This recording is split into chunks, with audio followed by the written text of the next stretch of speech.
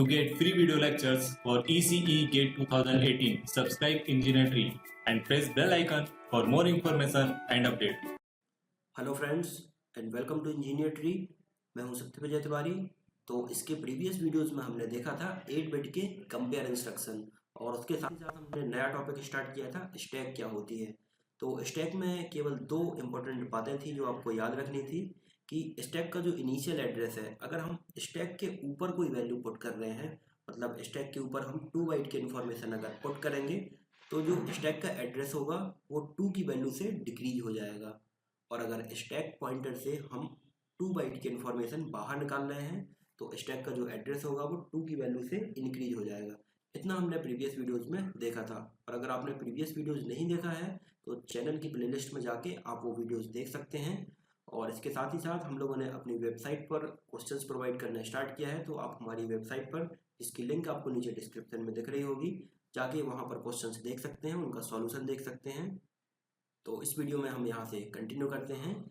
In 8085 two instruction are defined for 2 byte information store और retrieve. जो हम information stack पर पुट कर रहे थे या बाहर निकाल रहे थे, उसके लिए 8085 में 2 इंस्ट्रक्शन डिफाइंड है। अब वो 2 इंस्ट्रक्शन कौन कौन से हैं? बहुत इंपॉर्टेंट इंस्ट्रक्शन है वो। अब पुश इंस्ट्रक्शन है और दूसरा है आपका पॉप इंस्ट्रक्शन। पुश इंस्ट्रक्शन आपका कब काम आएगा? जब आप स्टैक पॉइंटर पर कोई वैल्यू पुट करेंगे, मतलब पुश करेंगे। ये आपकी जो स्टैक पॉइंटर है, इस पर आप कोई वैल्यू 2 बाइट की इंफॉर्मेशन इस पर पुट करेंगे तो आपका जो इंस्ट्रक्शन होगा वहाँ पर पुश अप्लाई होगा। और अगर 2 बाइट की इंफॉर्मेशन आप यहाँ से रिट्राइव कर रहे हैं या बाहर निकाल रहे हैं तो वहाँ पर इंस्ट्रक्शन आपका पॉप इंस्ट्रक्शन होगा। मतलब स्टोर के लिए आपका पुश इंस्ट्रक्शन और इन्फॉर्मेशन रिट्राइव के लिए आपका पॉप इंस्ट्रक्शन। अब हम इनको यहाँ पर डिटेल में देखते हैं, पुश इंस्ट्रक्शन और pop instruction. Stack work on the last input first output. जो स्टैक की आपकी क्वालिटी होती है, स्टैक की जो प्रॉपर्टी होती है वो क्या होती है? Last input first output. जैसे यहाँ पर स्टैक में हमने ये कोई स्टैक हो गई, इसमें सबसे पहले एड्रेस आपका ये आया, उसके बाद ये आया, उसके बाद ये आया। तो अब अगर स्टैक पॉइंटर में आपका सबसे पहले ये आया था, दूसरे नंबर पर ये, तीसरे नंबर पर ये, अब हम इसमें से इन्फॉर्मेशन निकालना स्टार्ट करेंगे तो लास्ट में आपका ये आया, लेकिन फर्स्ट में आपका कौन सा निकलेगा? ये 3 नंबर वाला। तो ये लास्ट में इन हुआ और फर्स्ट आउटपुट हुआ। तो स्टैक जो आपकी वर्क करती है वो लास्ट इनपुट फर्स्ट आउटपुट के ऑपरेशन पर वर्क करती है। इस टाइप के क्वेश्चन कभी कभी 1 नंबर में पूछ सकते हैं, तो आपको ये याद होना चाहिए। अब हम देखते हैं पुश इंस्ट्रक्शन आपका और पॉप इंस्ट्रक्शन। तो पुश आरपी पुश इंस्ट्रक्शन होगा, उसके साथ कोई यहाँ पर रजिस्टर पेयर की वैल्यू होगी, 16 बिट के रजिस्टर पेयर की। तो रजिस्टर पेयर में आपके ये हो सकते हैं B C D E H L. तो इनको आप यहाँ पर 16 बिट में बी से डिनोट करेंगे, डी से डिनोट करेंगे और एच से डिनोट करेंगे। एक स्पेशल पर्पज रजिस्टर और हमने देखा था पीएसडब्ल्यू। पीएसडब्ल्यू आपका क्या होता है? पीएसडब्ल्यू आपका 16 बिट का एक स्पेशल रजिस्टर होता है जो मिलके बनता है आपका एक्यूमुलेटर और फ्लैग रजिस्टर से। तो एक्यूमुलेटर आपका 8 बिट का होता है, फ्लैग रजिस्टर आपका 8 बिट का होता है। तो इन दोनों को हमने कंबाइन किया, रजिस्टर पेयर बनाया, तो उसको डिनोट करेंगे आप पीएसडब्ल्यू से। तो पीएसडब्ल्यू हो गया आपका एक्यूमुलेटर और फ्लैग रजिस्टर को कंबाइन करके जो बना। और इस इंस्ट्रक्शन की जो इंस्ट्रक्शन वर्ड साइज होगी कितनी होगी? 1 बाइट होगी, क्योंकि यहाँ पर आपका सीधा सीधा रजिस्टर पेयर है तो इंस्ट्रक्शन वर्ड साइज आपकी 1 बाइट हो गई। और इसका ऑपरेशन होगा आपका content of register pair will store at the top of stack after the execution of instruction. ये इंस्ट्रक्शन एग्जीक्यूट होगा आपका, तो जो आपका रजिस्टर पेयर का कंटेंट होगा वो स्टैक पॉइंटर के टॉप पर स्टोर हो जाएगा। तो मान के चलिए ये आपका पहले स्टैक पॉइंटर का एड्रेस था, आपने ये पुश आरपी इंस्ट्रक्शन यहाँ पर अप्लाई किया तो जो रजिस्टर पेयर होगा आपका वो इस यहाँ पर और यहाँ पर स्टोर हो जाएगा और स्टैक पॉइंटर की नई वैल्यू आपकी ये हो जाएगी, जो कि पुरानी वाली स्टैक से 2 वैल्यू कम होगी। ये हुआ आपका पुश इंस्ट्रक्शन। अब इसमें हम एक एग्जाम्पल देख लेते हैं। यहाँ पर एग्जाम्पल है आपका LXIB9853H। LXIB9853H का मतलब क्या है आपका कि BC पेयर में जो BC रजिस्टर पेयर होगा, क्योंकि यहाँ पर I है तो ये आपका क्या होगा? डेटा होगा। तो BC रजिस्टर पेयर में आपका 9853 स्टोर हो जाएगा। तो BC में हो गया आपका 9853H। अगला इंस्ट्रक्शन है आपका LXISP6015H। इस इंस्ट्रक्शन का मतलब क्या है कि हमें एक इनिशियली स्टैक क्रिएट करनी है SP6015, जिसका एड्रेस होगा आपका कितना 6015। तो ये स्टैक आपने सबसे पहले क्रिएट कर ली 6015। जहाँ पर भी ये इंस्ट्रक्शन आया सबसे पहले आपको स्टैक बना लेनी है यहाँ पर एक इस टाइप से करके, और उसका एड्रेस हो जाएगा जो यहाँ पर गिवन होगा। तो ये स्टैक हो गया आपकी 6015, स्टैक पॉइंटर का एड्रेस हो गया 6015। अगला इंस्ट्रक्शन है आपका पुश बी, मतलब ये बी डिनोट कर रहा है आपका रजिस्टर पेयर BC को। तो BC में आपका क्या है 9853H। तो ये आपकी इनिशियली स्टैक थी जिसका एड्रेस था 6015। अब इसमें पुश बी, तो पुश बी का मतलब क्या होता है कि टॉप ऑफ स्टैक पर आपको वो वैल्यू पुट करानी है, वो रजिस्टर पेयर पुट कराना है। तो इसमें आप BC रजिस्टर पेयर को पुट कराएंगे। तो पुट कराते टाइम पर आपको याद रखना है जो आपके हायर बिट होंगी वो आपकी पहले आएंगी, और जो लोअर वाली होंगी वो आपकी बाद में आएंगी। तो पहले हो जाएगा आपका 98 और लास्ट में हो जाएगा आपका 53। तो इस तरीके से ये 8 बिट पुट हो गई और ये 8 बिट पुट हो गई, और जो नई स्टैक का आपका एड्रेस हुआ वो कितना हो जाएगा 6013H। यहाँ से 2 की वैल्यू आपकी माइनस हो जाएगी। तो 6013 आपकी स्टैक का एड्रेस हो गया। बस इसमें आपको एक चीज़ याद रखनी है कि स्टैक में जैसे आप नीचे मूव हो रहे हैं तो उसका एड्रेस बढ़ता जा रहा है, आप देख सकते हैं यहाँ पर, और अगर ऊपर मूव होंगे तो उसका एड्रेस डिक्रीज होता जाएगा। तो उसी के अकॉर्डिंग हमने जैसे BC को पुट किया था, तो जो हायर होगी आपकी वो नीचे आएगी, और फिर उसके बाद जो लोअर बिट होंगी वो आपकी उसके ऊपर आएगी। तो इस तरीके से आप इनको देख सकते हैं। After the execution of push instruction और address of top of stack decrease by 2, push instruction को एग्जीक्यूट करने के बाद जो आपकी स्टैक का एड्रेस होगा वो 2 बाइट से डिक्रीज हो जाएगा। तो ये आपको इसमें याद रखना है। अब पुश इंस्ट्रक्शन में आपकी मशीन साइकिल कौन कौन सी होंगी, मैंने आपको जब मशीन साइकिल बताई थी तो उसमें आपको बताया था एक क्रिस्प का कॉन्सेप्ट, CRISP, मतलब क्रिस्प जितने भी इंस्ट्रक्शन होते हैं वो आपके उसमें मशीन साइकिल फैच होने के लिए लगेगी, मतलब ज़्यादा टाइम लगेगा मशीन साइकिल को फैच होने के लिए। और फैच जो नॉर्मली इंस्ट्रक्शन होती है वो F होते हैं, और उसकी जो टाइम होता है वो 4T होता है। जो क्रिस्प वाले इंस्ट्रक्शन होते हैं उसमें जो टाइम होता है वो 6T होता है। ये मैंने जब मशीन साइकिल्स आपको बताई थी तो उस वीडियो में आपको ये बताया था। तो क्रिस्प का मतलब क्या था, C डिनोट करता था आपका कॉल या रेट इंस्ट्रक्शन, R आपका रीस्टार्ट इंस्ट्रक्शन, I आपका INX और DCX, और S आपका डिनोट कर रहा था SPHL और PCHL। ये इंस्ट्रक्शन हम अभी आगे देखेंगे। और जो P था आपका वो डिनोट कर रहा था कौन सा, पुश इंस्ट्रक्शन। पुश इंस्ट्रक्शन आपका डिनोट कर रहा है P को।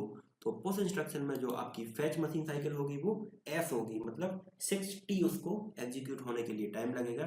तो इसमें आपकी जो मशीन साइकिल होगी वो कौन कौन सी होगी, S। फिर जो हम स्टैक पर इसकी वैल्यू आपकी क्या करवा रहे हैं, राइट करवा रहे हैं, यहाँ पर स्टैक पर वैल्यू पुट कर रहे हैं, मतलब राइट करवा रहे हैं। तो एक बिट के लिए W हो गया ये, और दूसरे बिट के लिए W हो गया, मतलब S और W और W। ये आपकी पुश इंस्ट्रक्शन में मशीन साइकिल लगेंगी।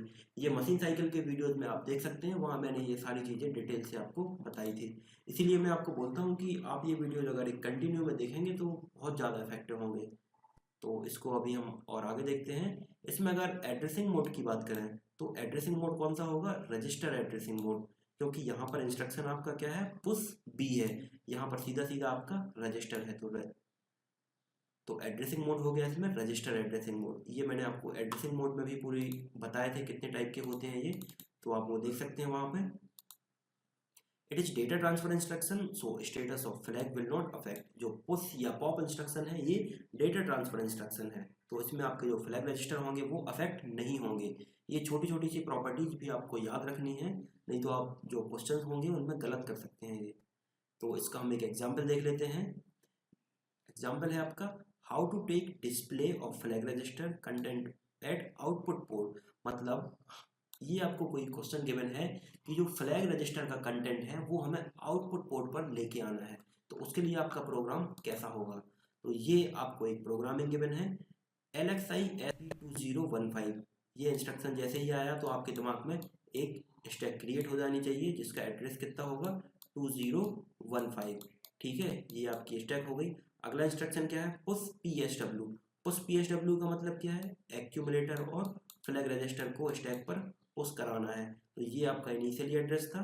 तो सबसे पहले आपका एक्यूमुलेटर होगा और फिर फ्लैग रजिस्टर पुट होगा और स्टैक पॉइंटर हो जाएगी आपकी 2013।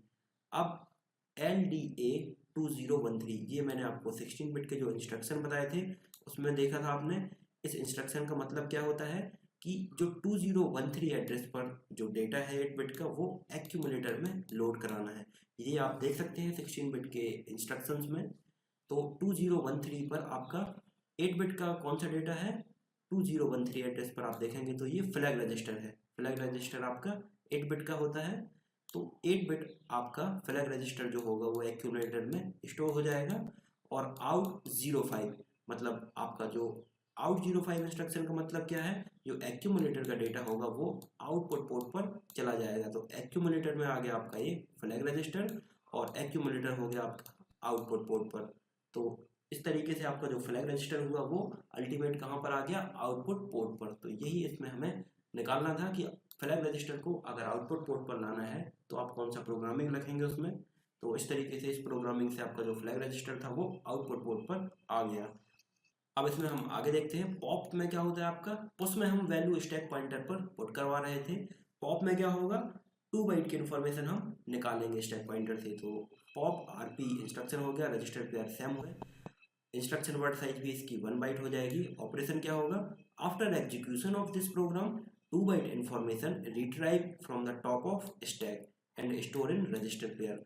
जी आपकी स्टैक है, इसमें से 2 बाइट की इन्फॉर्मेशन निकलेगी आपकी और वो रजिस्टर पेयर में स्टोर हो जाएगी। जो यहाँ पर रजिस्टर पेयर आपको गिवन होगा उसमें वो 2 बाइट की इन्फॉर्मेशन स्टोर हो जाएगी। तो इसमें हम एक एग्जांपल देख लेते हैं। मान के चलिए आपका है पॉप बी है। पॉप बी का मतलब क्या हुआ, यहाँ पर रजिस्टर पेयर है बी और सी का। 8 बिट का बी रजिस्टर और 8 बिट का सी दोनों कंबाइंड मिलके होगा 16 बिट का रजिस्टर। तो स्टैक पॉइंटर मान के चलिए आपकी इनिशियली एड्रेस है 6016 है। अब आपने पॉप बी इंस्ट्रक्शन इसमें अप्लाई किया तो जो आपकी स्टैक का जो यहाँ पर वैल्यू होगी ये निकल के आपकी बी और सी रजिस्टर पेयर में स्टोर हो जाएगी। तो जो आपकी हायर वैल्यू होगी वो आपकी बी में स्टोर होगी, जो लोअर वैल्यू होगी वो आपकी सी में स्टोर होगी। तो बी में स्टोर होगा, मान के चलिए यहाँ पर 8925 कोई वैल्यू है, तो जो हायर वैल्यू होगी मान के चलिए 89 है तो बी में स्टोर हो जाएगा आपका 89 और सी में स्टोर हो जाएगा आपका 25। तो इस तरीके से आपका ये पॉप इंस्ट्रक्शन हुआ। मतलब स्टैक पॉइंटर से आप डेटा रिट्राइव कर रहे हैं और वो जो आप रिट्राइव कर रहे हैं वो आपके रजिस्टर पेयर में स्टोर हो रहा है। तो after the execution of pop instruction address of top of stack increase by 2।